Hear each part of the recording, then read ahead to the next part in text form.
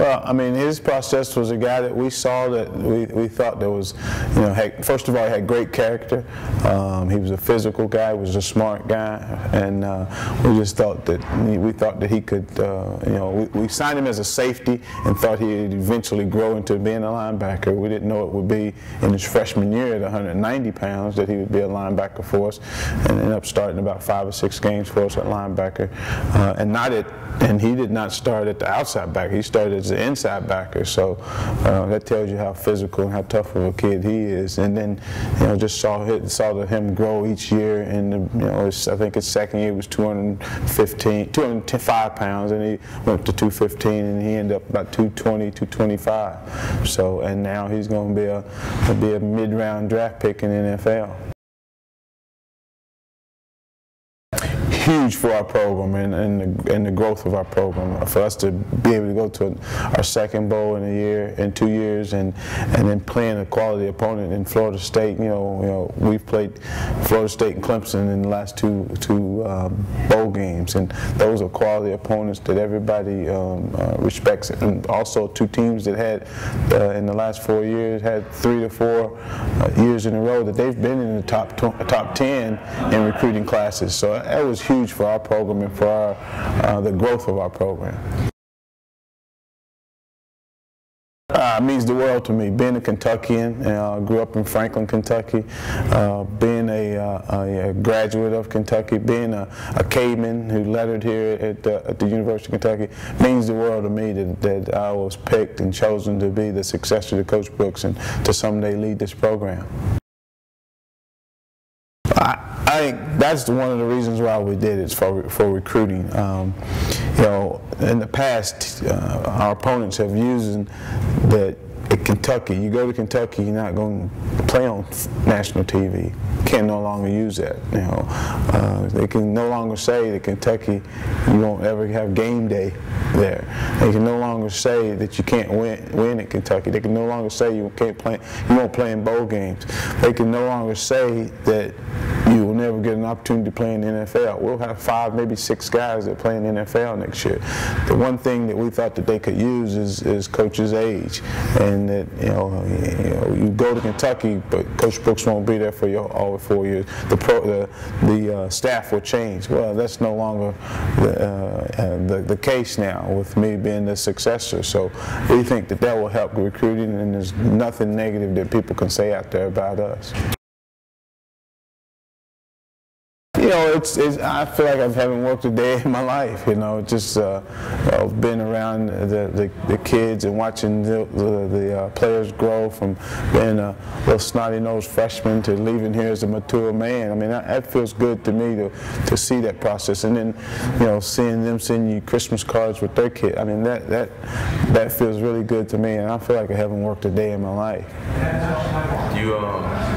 Does it whenever you're out there on the practice your practice field, are you thinking about maybe getting out there yourself? I mean, do you get flashbacks and want to jump out there and hit somebody? No way do I get flashbacks. I know my role. My role is to blow that whistle and try to drive them to a place that they can't take themselves. I'm not a guy who the game has changed so much from when I played in the early 80s to now.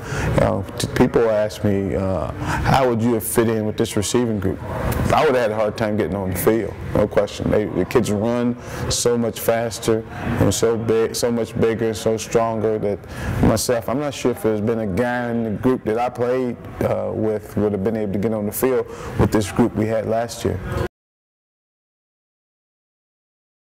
Yes, I mean, we've been recruiting. You know, we feel really good. You know, if we can develop some leaders, I think we lost a lot of leaders. A lot of leadership went out the door. I think we got a lot of talent on this football team, but if they can step up and we can find leaders to be like Andre Woodson, Keenan Burton, Stevie Johnson, Wesley Woodyard, Jacobson, if we can get our guys to, you know, and the good thing about it is our kids have been around those guys for 2 and 3 years, some 4 years, and saw how they did things. So I think that helps us as a football team.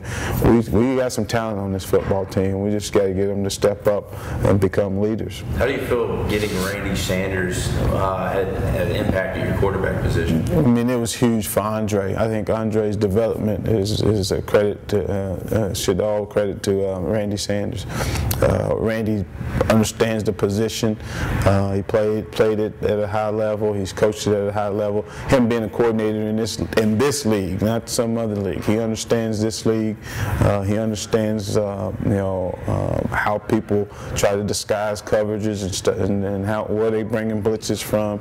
I think all that helped him teach Andre how to study film of the opponents also. I mean, he was a huge get for us here at Kentucky. Well, that started the moment we walked off the field in Nashville. When I started trying to groom some of our kids to, hey, now this is your team now. You've got. There's no longer going to be a Keenan Burton in this locker room. There's no longer going to be a Jacob Tammany. This is your team, Dickie Lyons. This is your team, Gary Williams. I mean, and Mike Hartline. This is your team that you've got to start being the leader of. Well, we'd like to get it figured out as soon as possible. It doesn't always work out as fast as you want, but hopefully by the end of spring we will know who our quarterback or the future is going to be, and if not, we'll continue the competition throughout the summer and fall camp.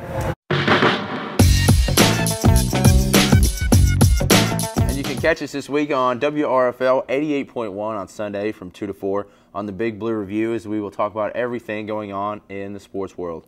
And if you like our show, then you'll probably love our blog. So just log on to sportzone50.com to check us out. And that does it for everyone here at Sports Zone 50. We'd like to thank everyone for watching. I'm Ryan Mollenkoff. Remember, go to class, use your designated driver, and always bleed blue. And I'm Justin Stewart. Same bad time, same bad channel. Have a great week, everybody.